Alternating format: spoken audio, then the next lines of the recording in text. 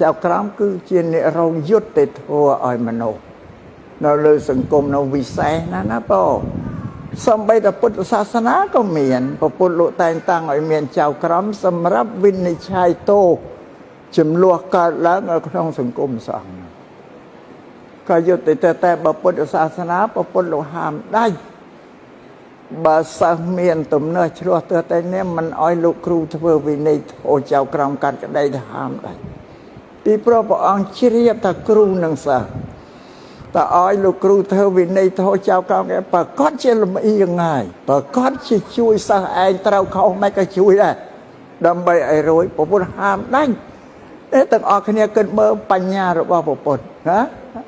កូនសិស្សក៏ក្តីហាមអត់ឲ្យលោកគ្រូទៅធ្វើជាអ្នករងយុត្តិធម៌ឲ្យទេអានេះលើកឧទាហរណ៍មួយក្នុងពុទ្ធសាសនាគឺរកពីសច្ចធម៌សច្ចធម៌គឺពិតប្រាកដយុត្តិធម៌គឺបុគ្គលណាមួយដែលល្អនិងមិនល្អត្រូវរកឲ្យគ្នាសម្រាប់សង្គមមនុស្សនឹងបានថាអស់លោកជាបុគ្គលដែលប្រសើរណាវិជ្ជាជីវៈហ្នឹងណារកយុត្តិធម៌ឲ្យមនុស្សព្រោះនៅលើសាកលលោកនេះមនុស្សអត់ល្អទេព្រោះមនុស្សវាមានកិលេសវាមូលវាកាច់គ្នាជិះចិននេះអូសពអកបើអ្នកដែលរកសេចក្តីត្រឹមត្រូវឲ្យមានតែក្រុមចៅក្រមតុលាការនឹងឯងដល់បានឯជាអ្នករកយុត្តិធម៌ឲ្យនៅលើលោកព្រះជ័យចេស្តាប្របាទជ័យចេស្តាលោកឲ្យពួកបណ្ឌិតរៀបចំជាច្បាប់ដើម្បីរកយុត្តិធម៌ឲ្យអ្នកដែលកើតចំនួននេះណាពួកចៅក្រមរៀបច្បាប់ឲ្យ4យ៉ាងសម្រាប់ល្បិចដែលរកយុត្តិធម៌ឲ្យហ្នឹងពាក្យបាលីថាមណ្ឌលេនសេនបតមណ្ឌកតសៃហឡូដែលល្បិចចៅក្រមដែលរកសេចក្តីយុត្តិធម៌មណ្ឌលេនគឺទឹកហូរយើងមើលទឹកស្ទឹងទឹកទន្លេវាហូរស្មើដំណើរអត់លឿនទេប៉ុណ្ណាគឺប៉ុណ្ណឹងស្មើទេចៅក្រមត្រូវសាកសួរភាគីទាំងពីរដោយលំនាំស្មើយ៉ាងឯងចឹងបើសួរទៅវាបានសម្រេចផលប្រយោជន៍រកយុត្តិធម៌ឃើញក្នុងរឿងហ្នឹងក៏ឈប់ទៅបើថារកមិនឃើញទេប្រើល្បិចមួយទៀតគេសេនបតសេនបតហ្នឹងគឺនិយាយពីសត្វស្ទៀងសត្វខ្លែងដែលវាចាប់សត្វធម្មតាសត្វខ្លែងស្ទៀងដែលវាចាប់សត្វដែលធ្វើជាមហូបចំណីដូចជាចាប់កូនមិនសត្វកង្កែបអីជាដើមវាមិនដែលឃើញវាស្ទុះមកចាប់តែម្ដងទេវាហើក្រឡឹងមើលពីលើឆ្វែងចាំមើលតែលឃើញច្បាស់ប្រកាសជាក់ស្ដែងហើយបានសម្របខ្លួនធ្លាក់មកចាប់ពុកឆក់ឡើងទៅវិញអានឹងល្បិចទី2ល្បិចទី3ម៉ាន់ឌូកតឲ្យមើលដំណើរសត្វកង្កែបវាលោតកង្កែបវាមិនដែលលោតទៅកាន់ទីណាធ្វើដំណើរកាន់តែលោតពពទៅដល់ទិសដៅទេលោត5ពពវាឈប់ម្ដងហើយបានលោតពពទៅទៀតអញ្ចឹងយ៉ាងណាមកយើងសួរយ៉ាឲ្យសួរកុំឲ្យសួរឈប់សម្រាប់ម្ដងទៅចេះទៅបើយើងសួរទៅបានសេចក្តីនៃនឹងរោគឃើញដើមហេតុខុសត្រូវពីចេញពីណាមកក៏ឈប់ទៅបរមឈប់ប្រើល្បិចមួយទៀតសៃហឡូសៃហឡូដោយប្រើសម្រេចរាជសីធម្មតាសត្វសៃហៈតោនៅលយងនៅក្នុងច្បាប់និយាយទៅចឹងមុននឹងវាទៅចាប់សត្វអីមួយមកធ្វើជាអាហារវាត្រូវស្រែកគំរាមដោយសំឡេងហ្នឹងសពសត្វទាំងឡាយឮសំឡេងរបស់ទៀតទៅគឺបាក់ស្មារតីសម្លាប់បានបោះសុតិចាអានឹងល្បិចចៅក្រម4ដែលពួកអ្នកប្រាជ្ញបណ្ឌិតហ្នឹងដែលព្រះបាទជ័យចេស្តាព្រះអង្គឲ្យនិពន្ធជាច្បាប់ដើម្បីឲ្យចៅក្រមរកយុត្តិធម៌ឲ្យគូក្តីនេះឃើញអានឹងចឹងទៅអានេះល្បិចច្បាប់មួយហើយមួយទៀតកុំឲ្យលំអៀងកតិកុំឲ្យមានអកតិ4វាកតិ4ហ្នឹងគឺភយាកតិគឺសេចក្តីភ័យអកតិ4ហ្នឹងលំអៀងប្រុសលំអៀងអាសាមលំអៀងប្រុសស្អប់ រំអៀងប្រុសស្រឡាញ់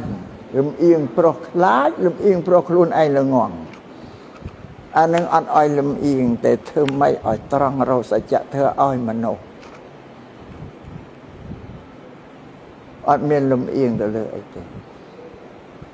តាំងខ្លួនជាអ្នករកសច្ចៈធ្វើឲ្យមនុស្សលើពិភពលោកនឹងជាអកតេ4ជាឲ្យផុតនេះមួយយ៉ាងទៀតបុរាណលោកបានបណ្ឌិតបុរាណលោកលើកជាច្បាប់សម្រាប់ដាស់តឿនពួកចៅក្រមដើម្បីឲ្យប្រព្រឹត្តតាមធម៌ហ្នឹងកុំឲ្យលំអៀងគឺពួកមេធាវីហ្នឹងអ្នកដែលរយុទ្ធធម៌ឲ្យភាគីនេះព្រោះជីវិតមនុស្សដែលគ្នាកើតបញ្ហានេះចង់បានយុត្តិធម៌ជួនកាលមនុស្សអយុត្តិធម៌វាទៅជាអ្នកឈ្នះទៅវាគ្នាអ្នកដែលចិត្តពិតទៅចាញ់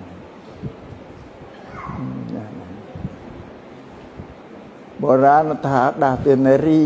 អ្នកស្មារក្តីប្រយ័ត្នកុំបីកាន់ក្តីខុសច្បាប់ព្រោះធ្លាប់មានរឿងពីព្រេងមកស្រាប់កាន់ក្តីខុសច្បាប់បានបាបក្រាស់ក្រៃច្បាប់ដ៏បវរប្រាប់យុត្តិធម៌ត្រឹមត្រូវប្រពៃអ្នកកាន់ក្តីគេកុំកែបំភ្លៃឲ្យហួសវិស័យនៃមេត្រាច្បាប់ដាស់តឿនចឹងគឺយើងជាទេវតាមនុស្សទេវតាមានសច្ចធម៌រោគសេចក្តីខុសត្រូវឲ្យមនុស្សលោកនៅក្នុងពិភពលោកហ្នឹងគឺគ្នាពឹងមកលើយើងតែបើសិនយើងលំអៀង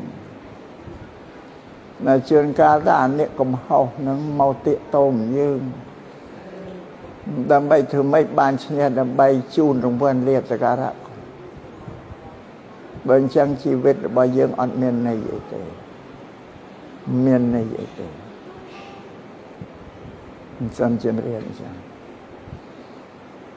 ពុទ្ធសាសនាលើកថារបរអាជីវកម្មដែលបានរកបានប្រាក់ហើយបានបុណ្យទៀតគឺពេទ្យនឹងមួយចៅក្រមមួយទៀតពេទ្យជាបារោគអីគេបានតម្លៃកម្រៃចិញ្ចឹមជីវិតតែបានបុណ្យទៀតដែលសារមានមេត្តាករណាធ្វើទៅលើអ្នកជំងឺហ្នឹងអាណិតគ្នាឈឺចុកចាប់ស្រែកធ្ងោស្រែកយំនឹងមានចិត្តទាំងចង់ឲ្យបានជាសះស្បើយស្រាកស្រាលសញ្ញានទីរោគាហ្នឹងថាមេត្តាធ្វើហ្នឹងបានបុណ្យគឺថារបរហ្នឹងបានបុណ្យហើយបានប្រាក់ទៀត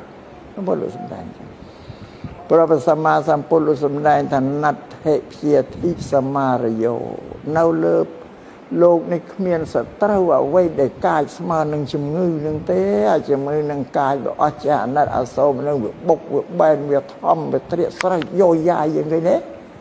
បុទ្ធាហ្នឹងជំងឺធំសត្រូវខ្លាំងណាស់បើអញ្ចឹងលោកពេទ្យហ្នឹងបើជានិតជួយដោះស្រាយបញ្ហាជំងឺរោគីឲ្យជាសះស្បើយទៅគ្នាបានសេចក្តីសុខព្រោះយើងបានបន់ផ្ដោះសេចក្តីសុខនេះលោកបញ្យល់ចឹងណាបានបុណ្យហើយបានប្រាក់ទៀតណាបានទេកុំយកតែប្រាក់អត់យកបុណ្យណាណាបានទេហើយកុំយកតែប្រាក់ថាបុណ្យក៏យកប្រាក់ក៏យកចាហើយចៅក្រមក៏ដូចគ្នាដែរបើរយុទ្ធធម៌ឲ្យគ្នា